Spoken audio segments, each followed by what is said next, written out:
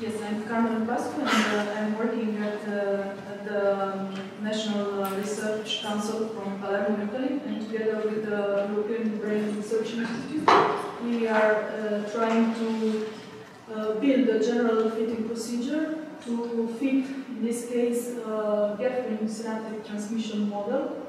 Gefrin plays an important role in the functional organization of the inhibitory synapses, and it plays an important role acting in the post-synaptic part, as it traps the GABA receptor in the postsynaptic sites, but also it exerts background control in the presynaptic part through some adhesion molecules called neuroligin and neurexins.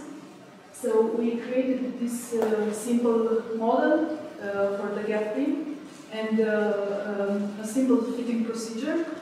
We created a user-defined configuration file where we have the names and the initial values of the parameters to fit.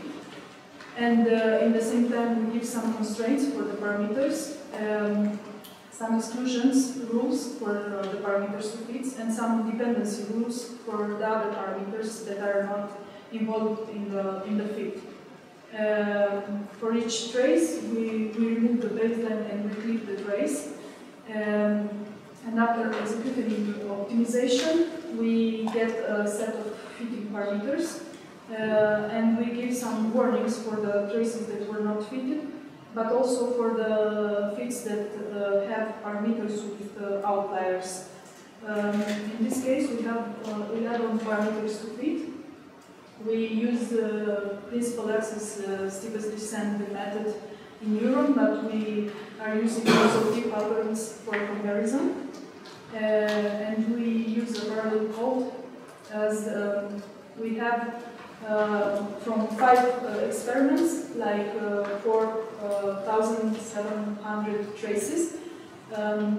As I said, I had to clip these traces in order to get rid of further synaptical activation that somehow distorted the time course of the single events, as I fit single events. The events were voltage clamp recordings from CA1 pyramidal cells, recordings of GABA spontaneous inhibitory postsynaptic currents that were performed in the presence of AMPA receptor antagonist and MDA receptor antagonist. So there were like 26 neurons from 5 different experiments in different conditions. What we have here is a typical good fit. The error cost function is a simple mean squared error between the traces to fit and between the trace to fit and the fitted trace. And you see here how the trace is clipped, and it should be so. Also an example of trace not fitted full of noise here. Actually, the background noise was too strong in many traces, so it was not possible to get a reasonable fit, like smaller than 10% of the peak is the threshold that we set. And some of the fitted traces were completely with one or more outlier parameters, like 4% of them. And we can see from the distribution of the percentage error of the best fit that a significant proportion of fits with an error close to the threshold for being rejected occurred for small currents.